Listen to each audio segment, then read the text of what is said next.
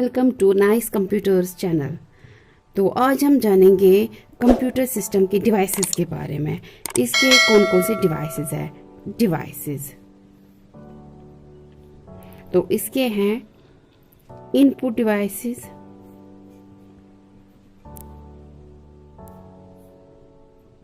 Output devices,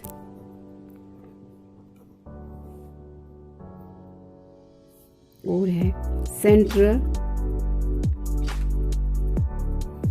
processing unit. Central processing unit को हम बोल सकते हैं प्रोसेसर भी। तो इसके डिवाइसेस है input devices, output devices, central processing unit. Central processing unit को हम बोल सकते हैं प्रोसेसर भी। तो सबसे पहले हम जाएंगे इनपुट डिवाइसेस में। पहले हम यहाँ पे इनपुट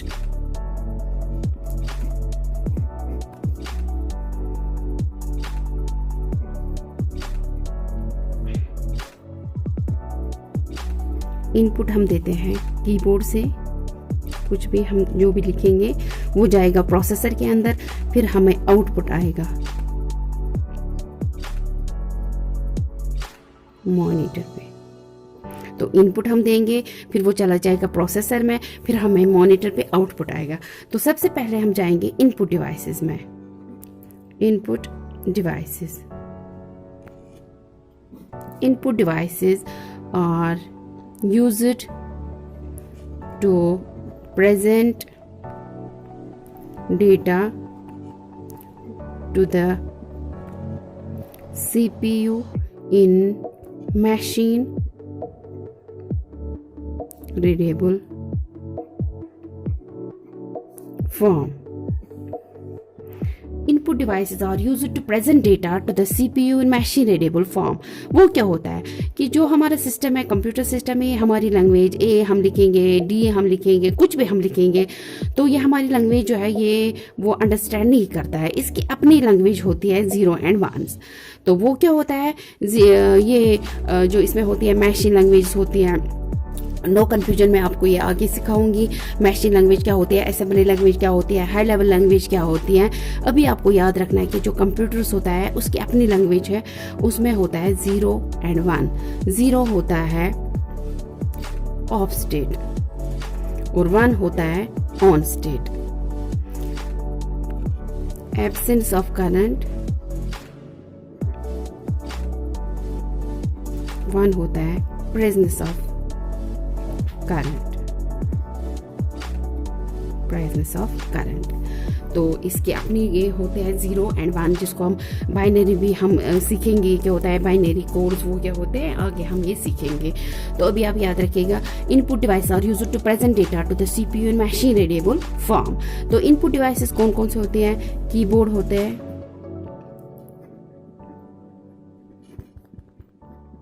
माउस होता है, जॉयस्टिक होता है, लाइट पेन होता है, बहुत सारे इनपुट डिवाइस होते हैं। हम ज़्यादा यूज़ करते हैं कीबोर्ड और माउस एटसेट्रा एटसेट्रा। तो अब हम जाएंगे, हमने देखा इनपुट डिवाइसेस क्या होता है, क्या करता है। तो अब हम जाएंगे सेंट्रल प्रोसेसिंग यूनिट में। सेंट्रल यूनिट, अब हम जाएंगे सेंट्रल प्रोसेसिंग यूनिट में। सेंट्रल प्रोसेसिंग यूनिट, जिसको हम प्रोसेसर भी बोल सकते हैं, और प्रोसेसर। तो इनपुट हम देते हैं कुछ भी,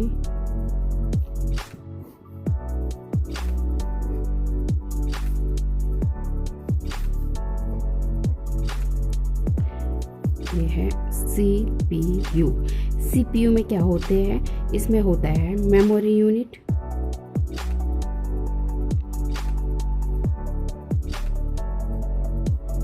इसमें होता है ALU अरिथमेटिक लॉजिक यूनिट, इसमें होता है कंट्रोल यूनिट। तो फिर हमें आउटपुट मिलता है। सेंट्रल प्रोसेसिंग यूनिट, हम इसको ब्रेन ऑफ अ कंप्यूटर भी बोल सकते हैं, ब्रेन ऑफ अ कंप्यूटर। तो अब हम सबसे पहले जाएंगे कंट्रोल यूनिट में, CU control unit. It controls all operations inside the processing unit. It controls all operations inside the processing unit. हमारी सारी जो operations जो भी हम करते हैं वो control करता है control unit. तो उसके बाद हम जाएंगे second one, ALU, arithmetic logic unit. Arithmetic logic unit. It performs as it carries out all arithmetic operations. It carries out all arithmetic operations like addition, subtraction, multiplication, division, etc. It carries out all arithmetic operations like addition, subtraction, जो भी हम addition, plus, minus, into, division जो भी हम करते हैं mathematically वो हमें ALU वहाँ पे हमें परफॉर्म करके देता है ALU. तो we have it carries logical operations. It carries logical operations like it carries logical operations based on and or functions. वो क्या होता है? सपोज मैं आपको बोलती इसमें जो होती है कंडीशंस, सपोज मैं आपको बोलती हूँ वही मेरी क्लासरूम में आ सकता है जिसके पास पेंसिल एंड पेन होगा. दैट मीन्स दोनों होने चाहिए, दोनों कंडीशंस ट्रू होनी चाहिए. जिसके पास पेंसिल भी होगा और पेन भी होगा तो वही स्टूडेंट मेरे क्लासरूम में आ सकता है. अगर मैं बोलूँगी कि जिसके पास पेंसिल और पेन होगा तो वही मेरे क्लासरूम में आ सकता है. दैट मीन्स जिस स्टूडेंट के पास पेंसिल होगा या पेन होगा दो में से एक होगा तो मेरे क्लास में आ सकता है. तो ये होता है एंड और फंक्शन. या आपको डेटाबेस मैनेजमेंट जब हम पढ़ेंगे तो उसमें आपको पूरे ये कंडीशंस क्लियर हो जाएंगे. तो उसके बाद हम जाएंगे अब मेमोरी यूनिट में. मेमोरी यूनिट कंप्यूटर की मेमोरी.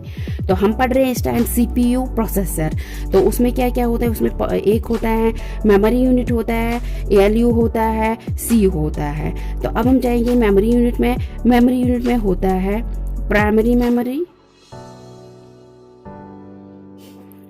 मेमोरी और होती है सेकेंडरी मेमोरी. प्राइमरी मेमोरी होता है उसमें होता है रोम और होता है रैम. रोम क्या होता है और रैम क्या होता है? रोम होता है रीड ओनली मेमोरी.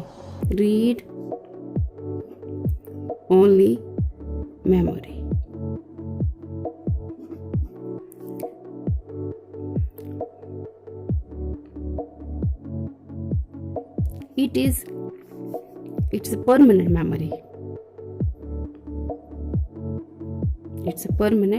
memory.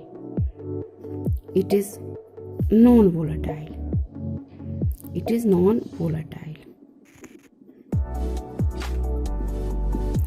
तो रोम होता है रीड ओनली मेमोरी. इसमें क्या होता है कि जब हम कंप्यूटर सिस्टम ऑन करेंगे हमें वहाँ पे कुछ भी मतलब मैसेज आएगी, कुछ भी जो भी उस पर हमें दिखेगा तो वो किस में होता है? रोम में. वो हम ओनली रीड कर सकते हैं.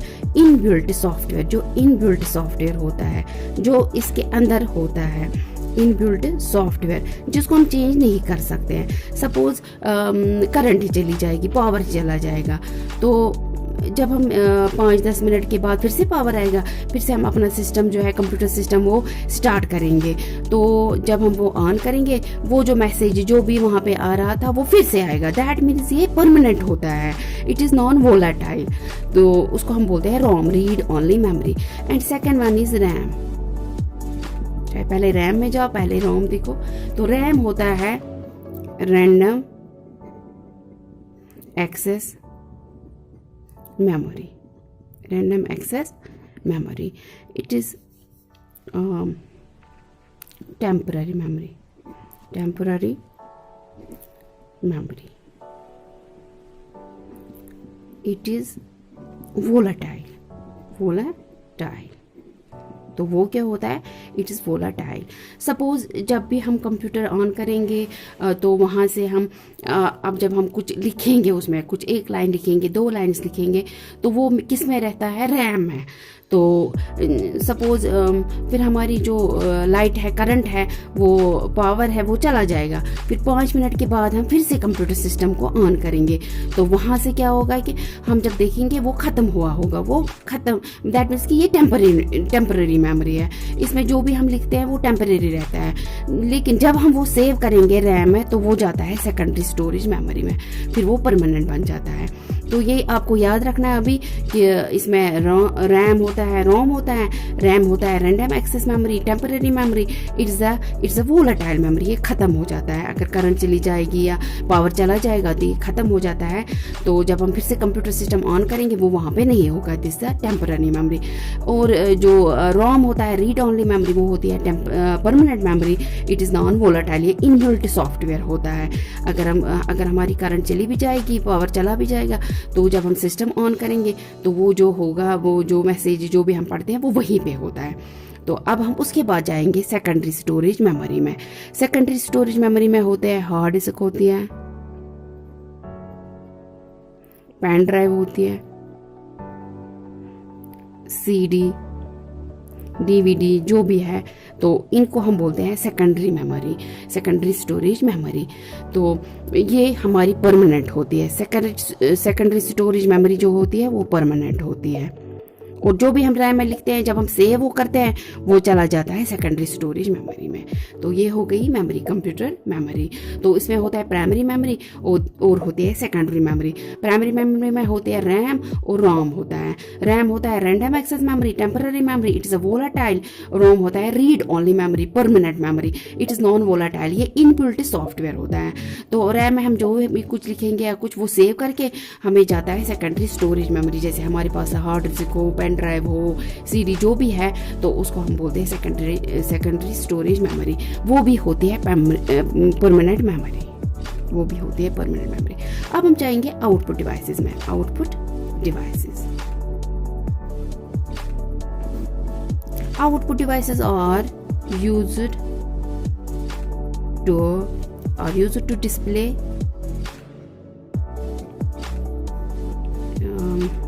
final output or used to display final output। तो ये होता है आउटपुट डिवाइसेस। जो भी हमारा रिजल्ट आता है वो हम देख सकते हैं मॉनिटर पे, और हम निकाल सकते हैं उसको फिर प्रिंटर के थ्रू। ये होते हैं हमारे आउटपुट डिवाइसेस। तो आज हमने देखा कि सबसे पहले हम गए डिवाइसेस में कि इनपुट डिवाइसेस होते हैं, आउटपुट डिवाइसेस होता है, सेंट्रल प्रोसेसिंग यूनिट होता है। तो सेंट्रल प्रोसेसिंग यूनिट को हम प्रोसेसर भी बोलते हैं। इनपुट फिर प्रोसेसर में चला जाता है, फिर आउटपुट में आ जाता है। फिर हम गए input devices are used to present data to the CPU in machine readable form. Machine readable form होता है कि 0 and 1, जो हमारी जो सिस्टम है, कंप्यूटर सिस्टम, ये हमारी लैंग्वेज नहीं जानता है, इसकी अपनी लैंग्वेज होती है 0 and 1। 0 होता है ऑफ और 1 होता है ऑन, एब्सेंस ऑफ करंट और होता है प्रेजेंस ऑफ करंट। तो इसमें क्या क्या होता है, कीबोर्ड, माउस, जॉयस्टिक एक्सेट्रा। यहाँ पे कंफ्यूजन होने की ज़रूरत नहीं है। मैं आपको ये सिखाऊंगी मैशिंग लैंग्वेज क्या होती है, असेंबली लैंग्वेज क्या होती है, हाई लेवल लैंग्वेज क्या होती है, ये बाइनरी क्या होता है। तो अभी आप याद रखिए कि ये जो कंप्यूटर की है ये अपनी लैंग्वेज होती है 0 and 1। तो फिर हम गए सेंट्रल प्रोसेसिंग यूनिट में। सेंट्रल प्रोसेसिंग यूनिट में क्या होता है, मेमोरी यूनिट होता है, अर्थमेटिक लॉजिक यूनिट होता है, कंट्रोल यूनिट होता है। तो सीपीयू जो है इसको हम ब्रेन ऑफ कंप्यूटर भी बोल सकते हैं। तो इसमें पहले हम गए कंट्रोल यूनिट में, it controls all operations inside the processing unit. फिर हम गए अर्थमेटिक लॉजिक यूनिट में, it performs that it carries out all arithmetic operation, जैसे हमें प्लस माइनस इनटू जो भी हमें मैथमेटिकली करना होगा। और इसमें क्या होता है कि इसमें लॉजिकल ऑपरेशंस भी होते हैं, जैसे एंड और फंक्शंस। ये हम डेटाबेस मैनेजमेंट में हम सीखेंगे एंड और क्या होता है। तो इसमें कंडीशंस होते हैं। फिर हम गए मेमोरी यूनिट में। मेमोरी यूनिट में होते हैं primary memory, secondary memory. Primary memory में होते हैं रैम एंड रोम। रैम होता है random access memory, temporary memory, it's volatile. जब भी हम कुछ लिखते हैं, अगर करंट चली जाएगी, पावर चला जाएगा, तो हमारा सिस्टम जो है वो ऑफ हो जाएगा। फिर से हम ऑन करेंगे, वो वहाँ पे नहीं होगा, दैट मीन्स वो टेम्पररी मेमोरी है। तो फिर हम जाएंगे रोम में। तो रीड ओनली मेमोरी, जो भी ये इनबिल्ट सॉफ्टवेयर है, ये परमानेंट मेमोरी होती है, इट इज़ नॉन वोलाटाइल। अगर हमारे पास अगर हमारे ये लाइट पावर चला जाएगा, तो जब हम ऑन करेंगे सिस्टम को फिर से, तो फिर वो वहीं पे होगी, क्योंकि वो रीड ओनली मेमोरी वो ख़त्म नहीं हो जाती है। फिर जो भी हम रैम में कुछ लिखेंगे, 1-2 लाइन्स लिखेंगे, कुछ भी हम लिखेंगे, जब वो हम सेव करेंगे वो चला जाएगा सेकेंडरी स्टोरेज मेमोरी में। तो सेकेंडरी स्टोरेज मेमोरी क्या क्या होती है, हार्ड डिस्क होती है, पेन ड्राइव होती है, CD DVD जो भी है वो हमारे पास सेकेंडरी स्टोरेज मेमोरी होती है। सेकेंडरी मेमोरी भी होती है परमानेंट मेमोरी। ओके, तो फिर हम गए आउटपुट डिवाइसेस में। Output devices are used to present are used to display final output.